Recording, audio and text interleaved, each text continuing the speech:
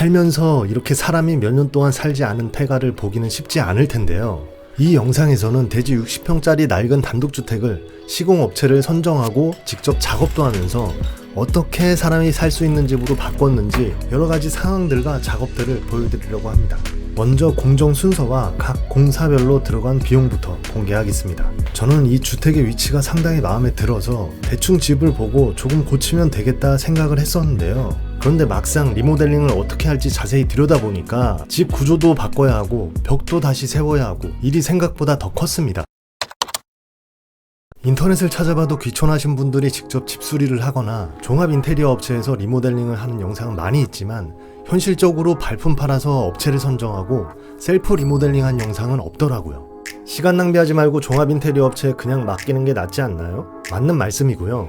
공부도 많이 해야 하고 정신적으로나 육체적으로 힘들기도 했지만 제가 비용을 얼마나 줄일 수 있었는지도 영상에 담아놨으니까 분명히 도움이 되실 겁니다. 먼저 여기 간이식으로 만들어둔 창고부터 뜯어내고 집 외관부터 천천히 둘러봤는데요. 외벽 일부는 흙벽으로 되어 있었는데 균열도 심하고 여기 벽이 이렇게 기울어져 있는 부분이 보이시나요? 또 지붕 석가래는 이렇게 다 썩어 있었어요. 언제 무너져도 이상하지 않은 상태였습니다. 전체적으로 철거해야 하는 영역들을 확인하고 스레트 지붕 철거부터 알아보다 보니까 이 오래된 스레트 지붕 철거는 환경오염 문제로 정부에서 철거를 지원해 주더라고요. 신뢰할 만한 철거 업체를 연결시켜줘서 벽과 나머지 다른 철거도 같이 진행을 하기로 했습니다. 외부의 흙벽은 관리상 문제도 있고 내구성도 좋지 않기 때문에 전부 철거를 해야 했고 방 내부에 불필요하게 나눠져 있는 내벽도 전부 철거를 할 필요가 있었고요. 또 방문 중에는 이렇게 허리를 숙여야 될 정도로 낮은 방문이 있어서 벽을 잘라내고 확장을 해야 했습니다. 이렇게 철거 작업하는 영역을 정하고 보니까 꽤 큰 철거 작업이 되어 있었습니다. 이게 이제 외벽과 스레트 지붕을 전부 철거한 모습인데요. 큰 집의 주방과 화장실 그리고 방에 불필요했던 내벽이 있던 부분을 전부 철거했습니다. 철거 비용은 전체 630만원 들었습니다. 저는 지붕 공사 전에 경계복원 측량을 했는데요. 소유하고 있는 토지의 경계점을 확인하고 지붕이 경계를 침범하지 않도록 공사를 했습니다. 오래된 단독주택들은 가끔 토지의 경계선을 벗어나는 경우가 있으니까 꼭 참고하세요. 지붕 공사라고 하면 조금 생소하기도 하고 어떤 업체에서 공사를 하는지 어렵게 느껴질 수 있는데요. 전문 지식이 없어도 지붕 종류와 자재에 대해서 좀 공부하고 근처에 지붕 공사 업체를 검색해서 쉽게 문의할 수 있었습니다. 네, 저 지붕 공사네요. 예. 징크 판넬로 하려고요. 저희는 잉크는 안 해요. 아, 징크 판넬 안 돼요? 이 슬래트에 새로 덮을 거잖아요, 그냥 그대로. 슬래트 그거 다 철거되고 그 위에다가 이제 지붕을 설치하는 거. 그리고 이게 그 지붕은 징크 판넬로 좀 하려고 하거든요. 판넬로요? 네. 그거는 뭐 이제 돈이 좀 많이 들어가는 거고 이러는 건 상관이 없어요. 업체를 선정할 때는 원하는 자재를 취급하는지 그리고 공사 가능한 일정을 중요하게 협의를 했고요. 업체에 따라서 비용의 차이가 좀 있었지만 현장 상황에 맞는 시공 방법과 합리적인 견적을 제시하는 업체에 부탁을 드렸습니다. 철제 골조를 튼튼하게 세우고 징크 판넬 지붕을 설치했고요. 징크는 반영구적인 수명과 친환경 자재로 우수한데요. 단열재도 두꺼워서 겨울에는 따뜻하고 여름에는 시원해서 에너지 절감에 뛰어나고 경제적입니다. 오전 6시부터 공사를 시작했는데 중간에 예정에 없던 비가 내리기 시작하더라고요. 여기 지붕에 빗물 보이시죠? 저는 이러다 오늘 공사 못하는 거 아닌가 걱정했는데 다행히 바로 그치고 공사를 마무리할 수 있었습니다. 이런 외부 공사는 날씨를 확인하고 공사 계획을 잡아야 합니다. 지붕은 총 700만원에 공사했습니다. 조적 공사는 전문가를 따로 섭외하고 도매 철물점에 자재를 구매해서 공사를 했는데요. 네, 그 조적업체죠? 보강토 하는 거니까 조적이는 뭐 좀 싼데요. 보강토는 또 틀려요. 아, 그래요? 예, 미장입니다. 네, 안녕하세요. 단독주택인데요. 다시 벽을 쌓는 거거든요. 제가 네. 엄청나게 바빠요, 지금. 그래서 지금 전화를 못 받습니다. 철물 그 소개로 연락드렸는데 그 조적 시공 예. 관련해서 견적 좀 받고 싶어서요. 뭘로 하실 건데요?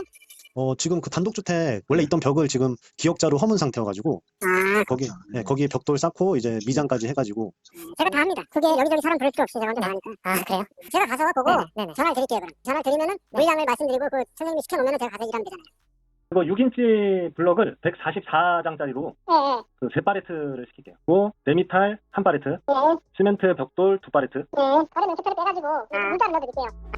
소규모의 조적 공사를 하는 업체는 찾기 어렵기 때문에 철물점에 인부를 소개받거나 인력 구인 사이트를 통해서 몇몇 분들에게 현장과 공사 계획을 설명하고 가장 협조적으로 작업해 줄 수 있는 전문가에게 부탁드렸습니다. 그리고 여기는 창문 없어도 되고요.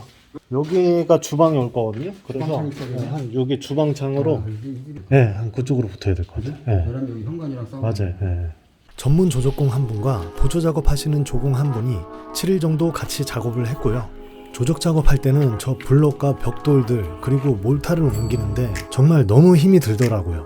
기술이 없으니까 몸으로라도 때운 건데 그래도 뭐 운동도 되고 군대 있을 때 초소 증설하던 생각도 나고 아무튼 좋게 생각했습니다. 기초 작업은 먼저 시멘트 벽돌을 올려서 수평을 맞춰주고 외벽은 전체적으로 6인치 블록을 사용했습니다. 블록 사이에는 와이어 메쉬를 튼튼하게 넣어서 작업했는데요. 와이어 메쉬는 콘크리트 균열을 방지하고 결속 강도를 올려주는 역할을 합니다. 블록과 시멘트를 운반하고 작업 진행 중간중간 와이어 메쉬가 잘 들어갔는지, 블록 조인트 부분은 몰탈이 사춤되었는지, 블록 사이에 틈은 없이 잘 채워졌는지 체크하면서 일정이 늦어지지 않게 확인했습니다.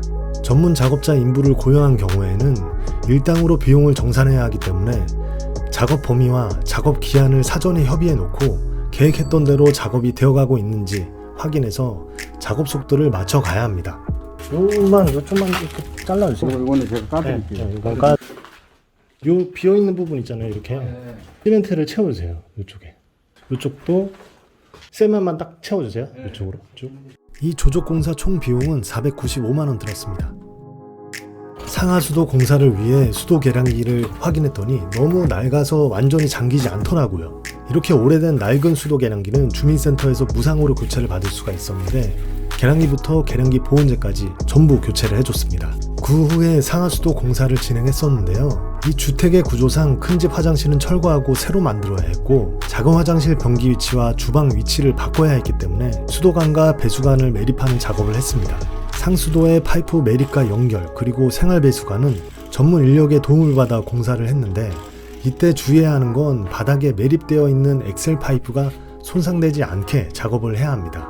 상수도 배관은 생활 편의에 맞춰서 미리 주방 싱크대가 들어갈 위치와 화장실에 물이 나와야 할 위치에 작업을 해놨고요. 보일러 난방 배관은 이전에 촘촘하게 공사도 되어 있었고 엑셀 상태가 상당히 양호해서 새로 시공할 필요가 없다는 전문가의 의견을 듣고 기존에 난방 배관이 없던 공간만 신설했습니다. 오수관 설치는 업체에 의뢰를 해서 공사를 했는데요.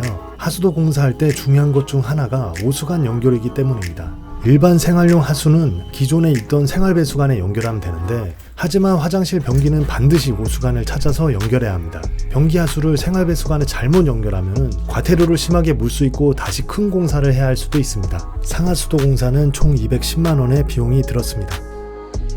그 다음 창호공사는 업체의 견적을 받아서 진행을 했습니다. 그 LG 거 있잖아요. LG 하우시스 들어가는 거. 순수 국산품 들어가는 거. 그거 써요. 네, 정말 좋은 거예요. 안쪽에는 일반유리지만 바깥은 로이로 다 돼 있잖아요. 로이도 괜찮고. 창호가 단열에서 아주 중요한 역할을 한다는 건 많은 분들이 이미 잘 알고 계실 텐데요.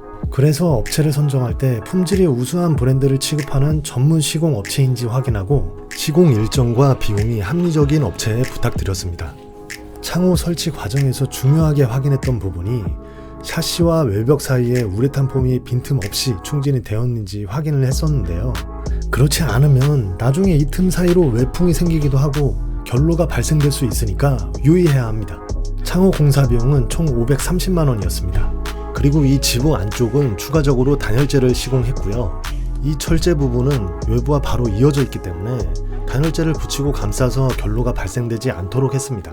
아직 엉망진창이고 과연 공사가 무사히 잘 끝낼 수 있었을지 의심되시죠? 저도 막막했습니다. 이전에 아파트를 혼자 셀프 인테리어에서 돈을 많이 절약한 경험이 있어서 단독주택도 비슷하게 고생하면 할 수 있겠지 생각하고 시작했었는데 정말 차원이 다른 고생이었죠.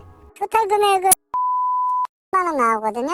사장님께서는 그 집에다가 좀 더 불러도 되죠. 그 일반 업자들한테 부르거든요. 이 단독주택은 외부 문이 5개가 있었는데요. 이 문들을 철거하고 외관상 자연스럽게 보이도록 벽돌 무늬로 미장 작업을 했습니다.